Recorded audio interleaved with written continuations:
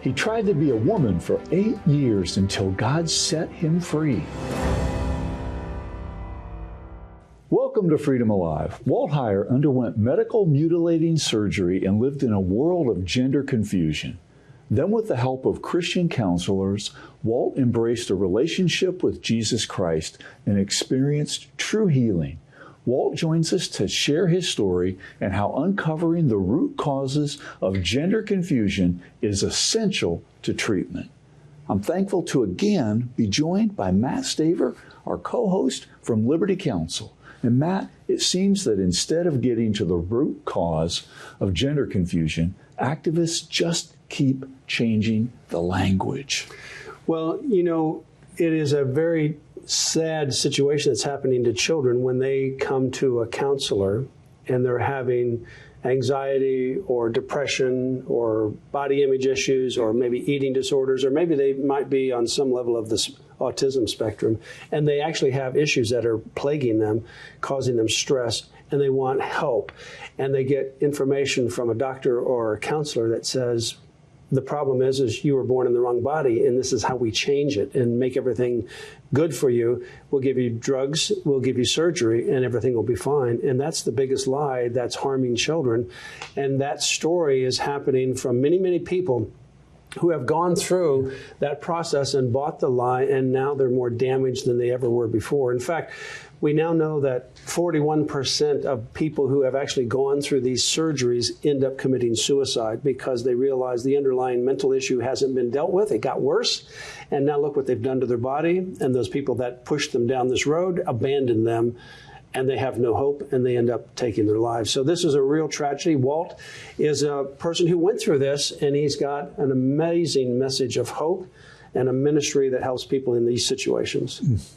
It is an amazing story. We're thankful that we're able to bring Walt back to Freedom Alive. We cannot wait to bring you this story, but our Freedom Alert, brought to you by Liberty Counsel, is next. Nebraska protects women's sports. The Cornhusker state joined more than half the other states in passing a law outlawing males from competing in female sports. Nebraska became the 27th state to pass such a law. The Stand With Women Act declares that males and females possess unique and immutable differences even prior to birth, and those differences are enduring. And the law directs all interscholastic sports teams in the state from K through 12 public schools, private schools, and colleges and universities whose students or teams compete against a public school to be designated based on biological sex. Many female athletes have been harmed by policies allowing males into their sports and private spaces. Every state must pass laws protecting women and girls in sports and private spaces. It's time to get back to common sense.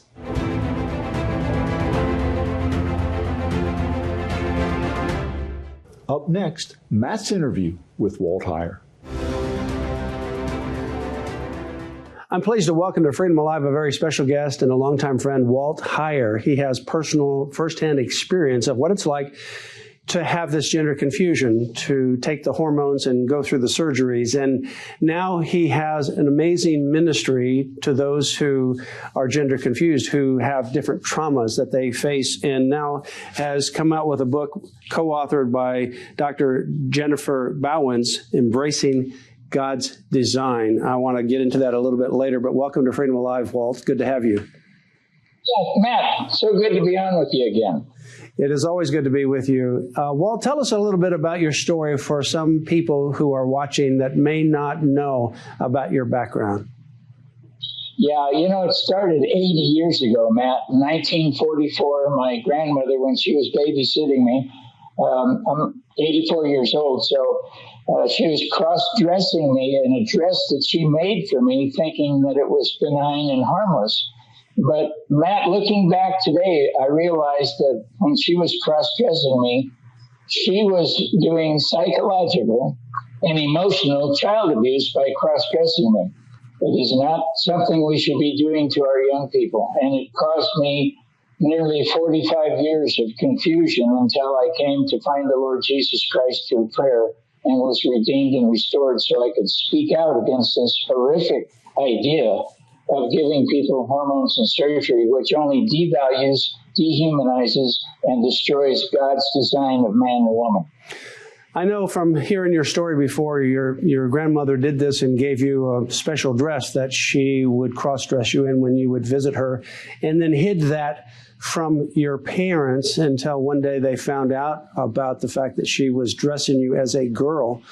But also, I believe, if I recall your story, you also encountered some other kind of abuse that was perpetrated against you by a relative or someone that you knew that also compounded some of the gender confusion that you experienced. Yeah, as soon as my dad and mom found out about the dress, which I had been secretly doing it for about 2 years, my dad was horrified, and he began to use heavy discipline on me. I think trying to pound the girl out of me, I suppose, with discipline and a hardwood floor plank. That was the physical abuse. And then his adopted brother started sexually molesting me when I was 8 years old. And so those encounters, being emotionally and psychologically abused by grandma, physically abused by my dad with a hardwood floor plank, and sexually abused, sent me off into a world that I had no idea what the consequences were going to be, and there was no way to find treatment. And that's why this new book that we have is so helpful. We realize it causes trauma, abuse causes trauma that requires healthy treatment, but doesn't ever require hormones and surgery. I want to go into the trauma in just a few moments, but just a word of caution to those grandparents, parents. As in Walt's case, your grandmother wanted a granddaughter instead of a grandson, and so thought it was cute to dress you as a girl, but was then praising you when you would dress in this little dress that she had bought for you. And so in order to get the love and accolades of your grandmother, you went along with it. But that ultimately set you on this path that set you up for some more trauma down the road. So be careful for doing that to your kids or grandchildren or others, because it may have some unintended consequences, as in Walt's case. Walt, you wrote this book along with Dr. Jennifer Bowens called Embracing God's Design. Lots of different amazing chapters here that go through God's design, how it all began, and gender dysphoria, diagnosis, and so forth. After you received Christ, you began to go through a change where you were comfortable about who God made you to be. But before you did that, you'd gone through all the hormones, and you had actually gone through some of the surgical interventions. How did all that process take place, and how did it heal in your case? Yeah, well, Matt, what I realized was after the Lord came to me in that prayer, and it took me a while to really understand the power and the impact of that prayer and the Lord coming to me and redeeming my life that day. And I had spent a lot of time, training with him and understanding where to go with this. And what I realized was, after meeting with the doctor who approved me for surgery, this came after I found the Lord. I met with the surgeon and the doctor, and I talked to them about how do I get my birth certificate restored. And they testified in a document to Superior Court of California, San Mateo, that hormones and surgery did not change my gender. They said your inner morphology doesn't change. So I realized I never changed. And so I never opted to go back and try to do any reversal surgeries, because the surgery never changed me in the first place. I was always a man, although mutilated by the surgical procedure to not be able to perform some of the things that God had designed me to do. I went on to realize that hormones and surgery is probably the biggest medical fraud in history, in that it doesn't ever change anybody's gender or sex.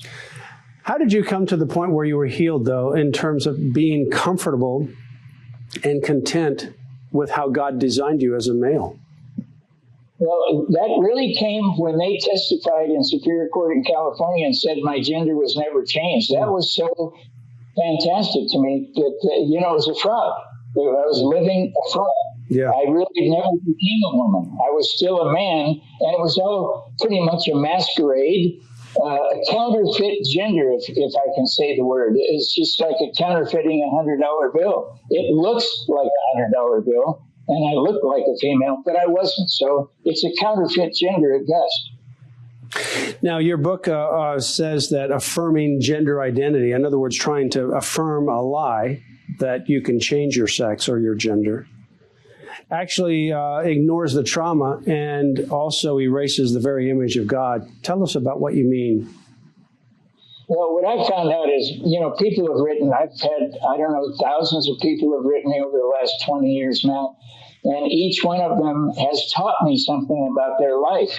And what they've taught me was that they encountered some kind of event, something happened to them that caused them, Matt, this is what I always ask them, tell me what caused you to not like who you are. And when we go down this path, they're able to tell me what happened to them. And Matt, what the most amazing thing is, none of them had gender dysphoria. It was always something else that caused it. And it was some underlying issue. They in one case, a young man had his leg amputated because he had cancer. And so, or the parents got divorced, or they were put in foster care. They were moved from home to home.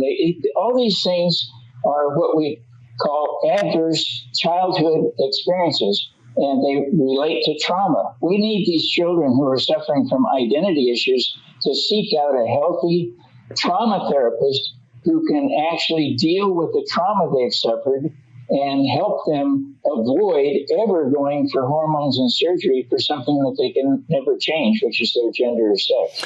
I know you have a study there, Williams Institute, a think tank focusing on LGBTQ issues, showed that 75% of those who have gender confusion reported experiencing childhood emotional abuse. And so that's very consistent with what you're saying, some kind of emotional abuse or sexual abuse, some kind of childhood trauma made them react in a way that they're confused about their gender, wanting to seek for something else.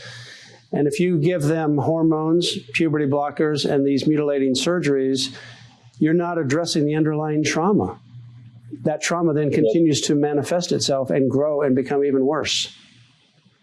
Actually, yes, you're absolutely right. The hormones and surgery is just piling on more trauma. That's more abuse. This is abuse. When you give somebody hormones that are not intended to be in their body, and they go through all these changes and then cut body parts off, that is abuse and should never happen in any case. We should be dealing with the underlying issues that are causing them to have this distress about who they are, and actually provide efficient, sound help for them. Now, your book actually has a chapter about gender dysphoria and where did this term originate? Where did this idea of gender dysphoria, the actual term itself, but also the concept of the fact that you can change your gender by drugs and surgery, where did that originate and what's its ultimate objective? Yeah, well, a long time ago, back in the 30s, they started doing surgeries on people, and this manifested itself into they needed to come up with a term, gender dysphoria, to be able to use that term to apply hormones and surgery, because before they were just cross-dressers or transvestites. For the most part, they were called transvestites, but that didn't work, Matt, to help provide hormonal treatment and surgery. So they had to come up with this term, gender dysphoria. I was diagnosed with gender dysphoria in 1981, but gender dysphoria didn't make its way into the DSM until 2013. My doctor, who approved me for surgery, actually was the author of the WPATH Standards of Care, and he was the one who was pushing this idea of gender dysphoria into the DSM. And he told me at the time he diagnosed me with that they were working toward doing that because they wanted, it wasn't that they had gender dysphoria, Matt, it was that they didn't want people to feel bad about having a disorder. That's actually their own words. So before this gender dysphoria came on, it was called identity disorder. But they didn't want people to feel bad about having a disorder, so they called it dysphoria. But they do have a disorder. And the disorder needs to be addressed and properly treated. And if it's done that way, they don't need hormones and surgery. That's what kills their business. Yeah, gender dysphoria is more of a political term because the original one, as you mentioned, was gender identity disorder, meaning that there's some kind of disorder in the system. And in order to remove the concept or the stigma of disorder, they dropped that word, and now it's gender dysphoria, or some kind of discomfort with your gender. This particular idea that your gender is fluid, though, is a very dangerous concept, because I think it does go directly to an assault on who we are made in the image of God, that somehow we can recreate ourselves in our own image, and in doing so, ignore the underlying psychological issues that are plaguing individuals. Yeah, it puts the gender clinics and the gender therapists in a position of, if I will say this, playing God.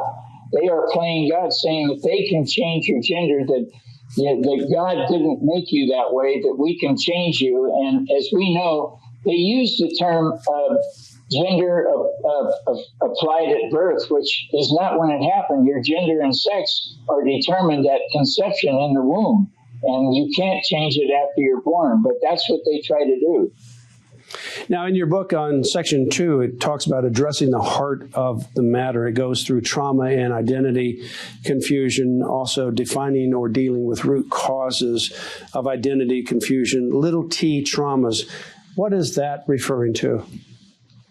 Well, little t traumas can be something like moving to a new location and they're traumatized by it. Living in an environment in the home where there's a lot of people in the home and there's drinking going on, and the person actually isn't suffering direct physical abuse, but they're in an environment that is difficult for them to get the appreciation for who they are, the love they need. They're actually being abandoned in their own environment. So that's kind of a little t trauma, where the big T trauma is actually suffering physical or sexual abuse. You also talk about other root causes like comorbidities and other issues to consider and also to rule out. Yeah, and one of the big ones is the internet indoctrination. We had during 2020 in the lockdown, a lot of kids were spending their time on the computer, and a lot of things flourished at that time in terms of transgender games, transgender identity, pornography, and things like that actually hooked kids into this idea of taking on a new identity, oftentimes the opposite gender. And so it became a popular and fashionable thing to do, to communicate to their friends that now they're identifying as trans. And I will tell you this, Matt, I've actually had children tell me that in their school that they're actually afraid to not identify as a transgender, or they will be bullied. And so we have that concept, and that's called a social contagion, where kids are adopting this transgender identity to actually feel safe or feel comfortable in the environment, in their school environment, because the schools have become an indoctrination center for transgenderism and the LGBT. I know Montgomery County, Maryland School District is one of those that brags that they have been able to see a 386% increase in what they call gender nonconforming students because of the pressure and because of the other social contagion that they actually perpetrate on the children there. So be careful where you send your kids, whether it's in school, even in other private schools. Make sure you know what's happening in the schools and the kind of environment in which they are associated. You have a section 3 with 4 chapters, and I like this section here very much because it really speaks to the practical side of things. To parents, and advice to parents is chapter 9. What are the advices that you, or the counsel that you would give to parents or someone going through this kind of struggle themselves as you did? Yeah, there are 2 different questions there. One, for parents, I always ask the parents if they're to check their child's computer search history and see what they're looking at. Get that computer, look at it, find out what they're looking at. And if they're looking at pornography, they're looking at transgender sites or gaming or something like that, confront them and make sure that they don't have access to that computer. I've told parents also that children should not have their own computer in their bedroom. It should be in the family space in the living room. They shouldn't have their cell phones alone with themselves. Put the cell phone away when they walk in the house.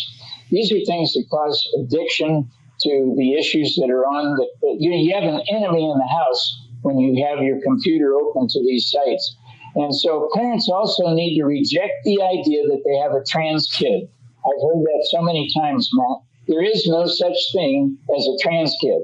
There is such thing as a kid who is trying to escape into a fantasy world, and we have to find out what's causing them to want to do this. Is it school? Is it the home environment? Is it something psychologically disturbing that they've suffered? So many times when I work with a parent, they discover something that happened that they were totally unaware of, and then that opens up this need for them to work with a trauma therapist or some other kind of therapy to help their child avoid hormones and surgery. And parents, listen to this particular advice here that Walt's going to give you, because you may not have a son or daughter or grandson or daughter that's actually saying that they're trans, if you will, but they may be suffering from some kind of emotional issue, psychological issue, depression, anxiety, and you take them to a counselor. Well, talk about interviewing counselors, because they may take their son or daughter or child to a counselor for something other than gender confusion, and they might get gender confused because of that counselor, even though they may be taking them there because they have anxiety or eating disorders. How do parents choose and select the kinds of counselors, even Christian counselors? Be careful as to how they will counsel your child. Yeah, there's a couple of really important things here, and I'm so glad you brought this up. Parents need to first go by themselves and interview that therapist maybe once, maybe twice, maybe three times, and really grill them on how they provide treatment and listen to what their responses are and ask that therapist, do they believe in gender-affirming care? Do they believe in this? Deal with the issue. And so I also believe that parents should, on occasion, be in the room with the therapist to find out if the therapist is using some indoctrination tactic. I think, this is such a critical point. You don't just look up in Yellow Pages, pick a therapist, and send your kid there. That is very dangerous, and you want to grill the therapist as to where they're going. You want the therapist to tell the parent how they've diagnosed them and what they've diagnosed that child with and what they are treating. What type of treatment are they using? So these are important things. Don't just throw your kid into a therapist and say, well, I'm doing all I can. I put him in with a therapist. Not good. Yeah, and just to emphasize that again, just because somebody says that they're a Christian counselor, don't go by that alone. Test them out, because, again, you might take your child there because they have an eating disorder, they have anxiety, they have body image issues. And then during the process, when you're not there, that counselor says to that child, by the way, I think I know the problem, and here's the answer to it. You were born in the wrong body. Let's go down this other way. And by the time you realize what the counselor has done, some damage has already been done. So make sure you find out what these counselors think and what they believe. What about the support? One of your chapters is supporting someone in your church who's struggling. It's easy to look at somebody and look at how they're dressed, look at how they appear, how they may dye their hair, or the kind of tattoos they have, or how they act, and write them off. But what we're talking about, Walt, are people here who actually have trauma, and the church ought to be able to reach out and minister to these people. So how do you do that in a family? How do you do that in a church? Yeah, the church should really be equipped to have 1, 2, 3, 4 people who are really good at taking that person out for coffee, spending time with that person, maybe going to lunch with them, dinner with them, maybe going to their home and speaking with them. And what we have here is you need to find out from that person and spending time with them and show the Lord's love to them. You don't reject them. What you want to do is spend your time finding out what has caused them to not like who they are. I guarantee if you take the time to love on them, you will find out what happened, and they will tell you something that you will probably be amazed to find out, that they were abused like I was, or something that happened Well, your book is just amazing, Embracing God's Design. And your last chapter is about the healing process. And I encourage people, the healing process for those who claimed a transgender identity goes through several different components of that. All the way from the beginning, what is the root cause, how this all began, all the way through the healing process. It's a great book. I encourage people to get it. You can go to waltheyer.com for more information. And I know, Walt, not only do you have information like this, you have a lot of other resources, but you also are a resource for people who are in the process struggling right now, those who are struggling, parents, others that need help. You are there and ready to help them, and they can contact you at waltheyer.com. Thank you, Walt, for being with us on Freedom Alive, and thank you for your incredible ministry. Thank you, Matt, for having me on. I appreciate it. Matt, I'm thankful to be able to bring such clarity and hope to an issue that is so confusing, traumatic, use that word throughout the interview with Walt, and chaotic. And I want to come back to the issue so you can speak to those at home. The 41% number that you mentioned, suicides, that is really just remarkable. Yeah, the narrative is the opposite, that they want you to believe that if you don't go through this kinds of drugs and mutilating surgeries, that you'll commit suicide. And in fact, that's what Chloe Cole's mother in California was told by a counselor. She brought her daughter in for other issues. The counselor said you can have a dead daughter if you don't do anything, exactly, or a living son. So in other words, if you take Chloe through all the mutilating surgeries and so forth, and she becomes a, quote, boy, then she'll be alive. In other words, she will commit suicide if you don't do what I say. Exactly. And it's actually the opposite, because what we find in the studies is that those who have gone through these procedures, particularly the surgeries, they don't resolve the underlying mental disorder or stress that they're dealing with, and it gets worse because it's not treated, and then they realize they've mutilated their bodies and done irreversible damage to themselves. 41% of those that go through that process commit suicide. For those at home, lc.org, go and look at some of the work that Matt and the team are doing around this issue. It is unbelievable. There's a lot at stake. Two things in closing. Never, ever give up. As Matt said, if you have a loved one or a friend that is wrestling with these issues, never, ever give up. God is in the transformation business. And the second is, with respect to some of these things legislatively that are judicially that Matt is advancing, please pray for great outcomes, life-changing outcomes, really. So in closing, remember Galatians 5, verse 1, which says it was for freedom that Christ set us free. Therefore, keep standing firm and do not be subject again to a yoke of slavery. Our freedom is a gift from our Creator. We must never forget that and always protect it.